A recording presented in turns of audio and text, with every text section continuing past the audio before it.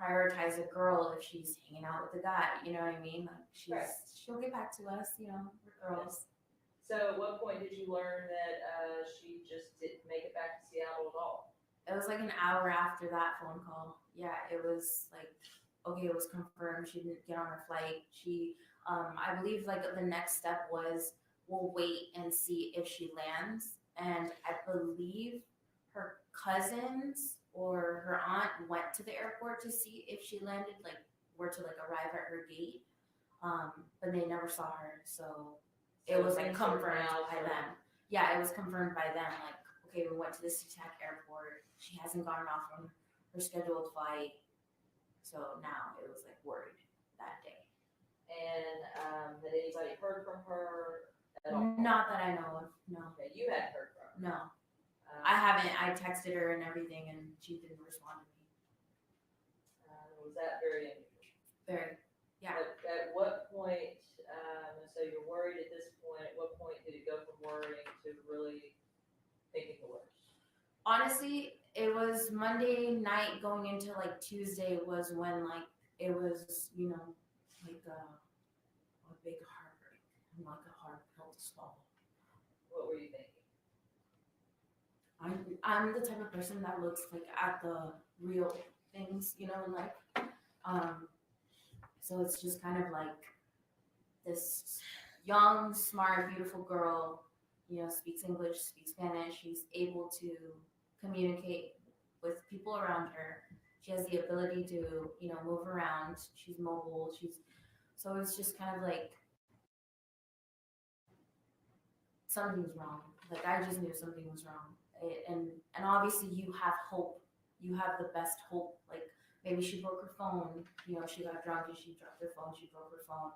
That's why she couldn't communicate with us. Maybe, you know, she missed her flight because she overslept. Maybe just all of these things that you think maybe, you know, you think hopeful, but at the same time, it's like you just kind of have like a gut feeling. And like that was my gut feeling. Was she, you know, her family, she had lots of friends in Seattle. Yeah. She had a good job. Yeah. Would she be the kind of person just to stay here in Dallas and start hanging around hotels known for drug use and prostitution? Never. No. Like that, no. You come from a good home. You come from, you know, graduating. You come from dreams of wanting to aspire, like into, she wanted to like leave, like she wanted to do lashes. Like lashes is like a beauty thing that girls want to do. And she just finished her course literally like probably like the month before, and she got her certification. She has drive to like succeed better. So no, she wouldn't do Within, that. I guess, just hours of her last phone communication with people in Seattle or snap video, would she be the type of person to go from just a drinker and you know, occasional marijuana smoker to all out tweaker within 24 hours? That would make no sense. No. Would she hang out at no drug house? No. Do any of those things make any sense at all? They don't. Knowing Marisela as you knew her. No. So was it for that reason your gut told you something was wrong? Yes. Did you all still just kind of hold out hope over the months of finding something about her? Yes. Patrick and his friend just jumped in the car and I literally was talking to Patrick and I was like, so what are we going to do? Like, you know, like this is a part of our group. What are we going to do? And he said, I'm going to go get her. Like, I'm going to go look for her. And he did for days, didn't he? He did. He jumped in his car. Him and his two other friends jumped in the car and drove nonstop down to Dallas. And we're in Dallas within, like, I think a day and a half of driving. And these are the kinds of friends that Marisela had. We're not talking about just friends that you just met like last week. No. I mean, he was willing to drive 24 hours Yes, yes, with no sleep, with like rotating with his friends, just sleeping within an hour or two. straight.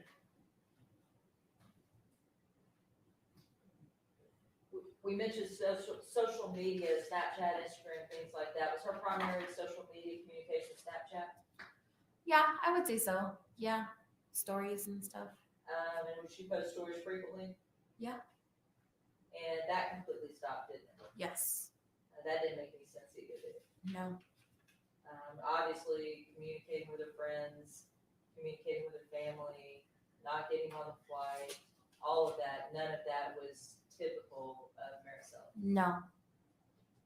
This girl, she was raised in a family that lived in the same apartment for over 25 years. Stable home. So, do you remember the day that you learned for sure that Marisela was never going to return?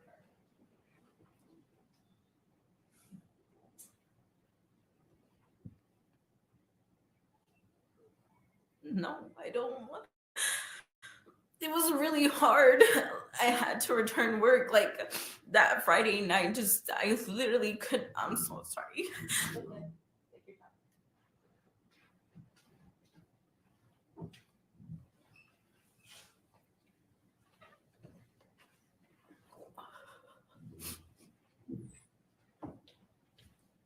Thank you.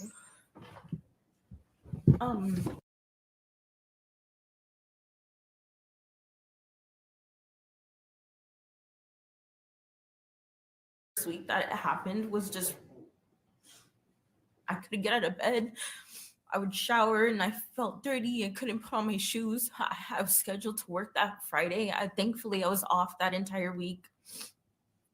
Friday I lasted 30 minutes within that store and I literally left because I couldn't. I saw her face mask on the counter. I just knew something was wrong. Pass the witness. Ma'am, I'll just have a few questions for you. You said you're nervous or you're scared? You said you're just nervous. You're not afraid to testify. No. Huh? I'm just nervous. I've Just making sure I never understand what you said. testified before. May I approach the judge? Because again, as you told members of the jury, Marisela come from a great family, stable family, great education, a good job. You know a lot of the guys that she was dating, right? Because y'all date guys together, right? Date one guy? No, not the same guy. I was just saying, you knew the type of guy that she liked, right? Yeah. All right. Do you ever met Raul? No. All right. And you're saying as far as her using any Percocet or anything like that, you don't know nothing about that? No. Okay. But she did use marijuana. It's legal. Legal. Well, it's not legal here in Texas. Mm-hmm. Okay? I mean, I guess anyway, let me just get right to the point, man. None of this makes any sense, right? Let me show you what's marked as defense exhibit number 3. This is a picture of Charles Beltran. This is Charles Beltran, the same person that's in defense exhibit number, that's defense exhibit number 3. This is defense exhibit number 1. That's Marisela? Yes. All right. And I guess what I'm getting at, did it make any sense to you when you saw the reports, when you saw all the stories that Marisela voluntarily go with this guy? Did it make any sense to you? No. That's not the type of guy she normally would go with, is it? No. And in reference to whether or not he abducted her, or whether she was kidnapped, when you saw this photo, is that something that you thought about? That she was kidnapped? Yeah. No. Okay. But again, as far as the Marisela that you knew, that you would go out with, that you would smoke weed with, she didn't seem to be the type of person that would want to date someone like this. What's your opinion?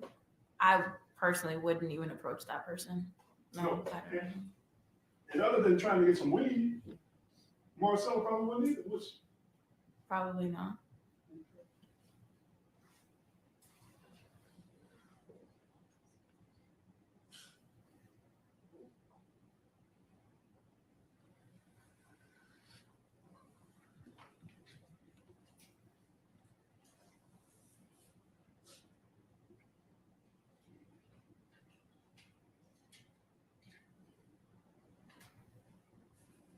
So I believe that's all I have. Thank you, ma'am. And for your record, No, Your Honor. Dennis wouldn't speak, I didn't speak. Yes, Your Honor. Thank you, and you're free to leave. If you need help getting down from the witness stand, I got it. Thank you. I don't want you to trip and fall. No, I appreciate it. Thank you.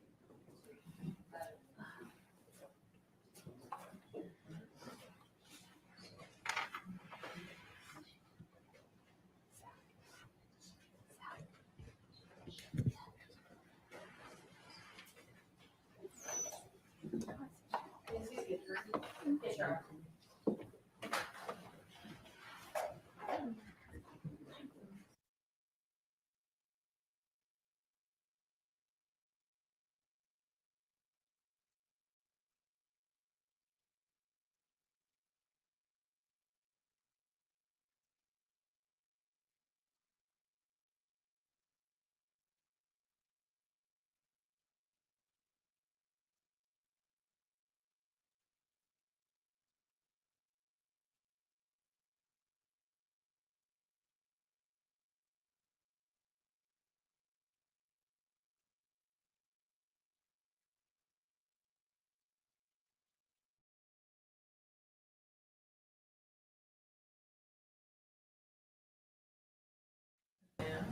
Please remember instruction. We are at recess. All right.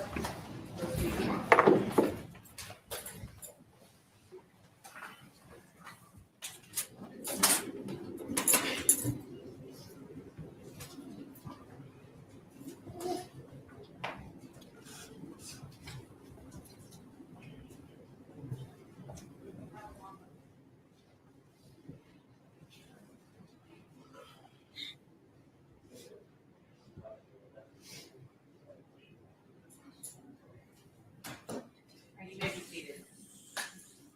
All right, if the attorneys could be here tomorrow morning at 9:15 a.m.